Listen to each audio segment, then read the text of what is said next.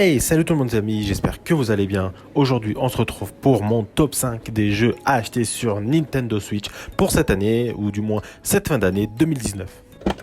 On commence tout de suite avec mon numéro 5 qui n'est autre que le MotoGP 2019. Sur le papier, MotoGP 2019 a déjà de quoi séduire.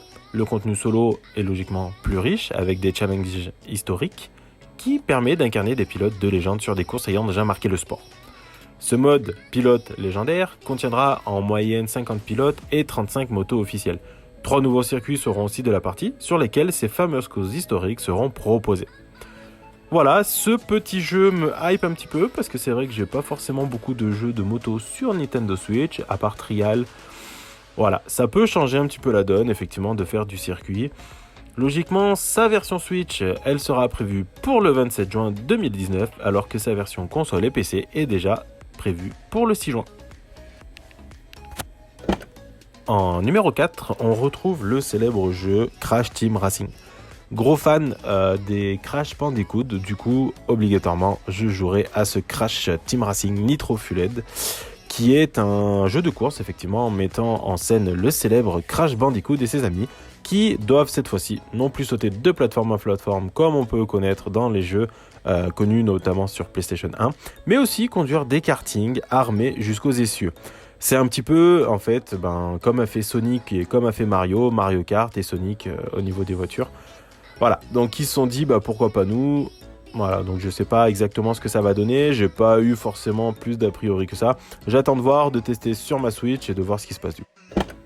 Le numéro 3 est le jeu Super Mario Maker 2. C'est un jeu vidéo de plateforme et un éditeur de niveau développé et édité par Nintendo. Il a été annoncé lors du Nintendo Direct du 13 février 2019 et logiquement, sa sortie sur Nintendo Switch est prévue pour le 28 juin. Logiquement, et comme vous le savez tous, il fait suite au jeu Super Mario Maker qui était sorti sur Nintendo 3DS et sur Wii U. Comme son prédécesseur, Super Mario Maker 2, c'est un jeu de plateforme et de défilement horizontal qui permet aux joueurs de créer ses propres niveaux de Mario à l'aide d'un éditeur et ensuite d'y jouer. Voilà, logiquement, il va aussi proposer quelques nouvelles possibilités, notamment le costume de chat du jeu de Super Mario 3D World. On va pouvoir grimper au mur. Enfin voilà, logiquement, il va y avoir quand même pas mal d'évolutions par rapport à la première version. Il y a notamment aussi un mode de coopération qui a été ajouté à la création de stages.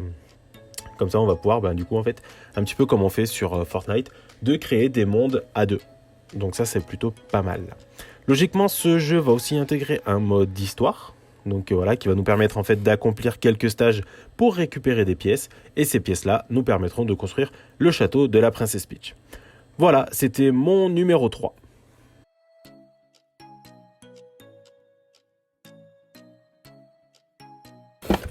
Mon numéro 2, c'est Yu-Gi-Oh! Legacy of the Duelist, donc qui devrait sortir logiquement, si je ne dis pas de bêtises, le 20 août 2019.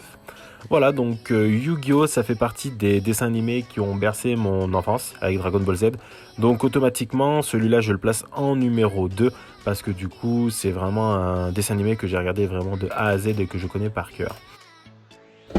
Nous allons maintenant passer à mon numéro 1, le number 1. Le jeu que j'attends le plus sur cette année 2019 n'est autre que Pokémon épée et Pokémon bouclier.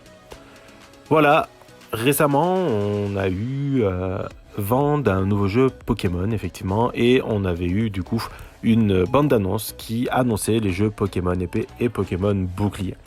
Du coup, voilà, on sait quand il va sortir, c'est-à-dire le 31 décembre 2019. Peut-être qu'il sera un petit peu avant, parce que d'habitude les jeux Pokémon sortent un tout petit peu avant. Donc voilà, toujours 2 titres avec 2 versions. Donc là, c'est Pokémon épée et Pokémon bouclier. On va découvrir effectivement une nouvelle région, qui est la région de Galar. Junichi Masuda a annoncé effectivement que c'était le temps de passer sur une nouvelle région avec de nouveaux Pokémon et une aventure inédite. On rappelle donc que la région, elle est très très grande par rapport à ce qu'on a pu voir et elle est composée de beaucoup de paysages différents. Notamment, on voit de la montagne, on voit de la plaine, etc., etc. Ce qu'il faut qu'on se dise, c'est que dernièrement, les cartes Pokémon se basaient sur certaines villes, voire sur certains pays. Notamment dans l'un des derniers Pokémon où nous avions la carte de la France avec la capitale qui était Paris. Du coup, donc ça, logiquement, ils devraient exactement faire la même chose dans ce nouvel opus de Pokémon. Et les théories racontent que ça serait du coup les États-Unis qui seraient à l'honneur cette année. Voilà, du coup on a pu avoir un premier trailer avec la présentation des starters qui sont Wistampo, Flambino et Laméléon. Je vous avoue qu'ils me tentent pas trop mal, surtout Flambino et Wistampo. Le Laméléon, je suis pas trop chaud, mais bon, à voir ce que ça va donner. Et surtout, la question des Pokémon légendaires. Nous ne savons toujours pas, du moins pour l'instant, quel type de Pokémon légendaire va apparaître dans ce nouvel opus. Donc je vous avoue que je suis un peu hype par la sortie de ce nouveau Pokémon. Voilà les amis, je vous laisse profiter de la fin de la bande-annonce de ce Pokémon et on se retrouve pour une toute nouvelle vidéo. Allez, ciao ciao, portez-vous bien.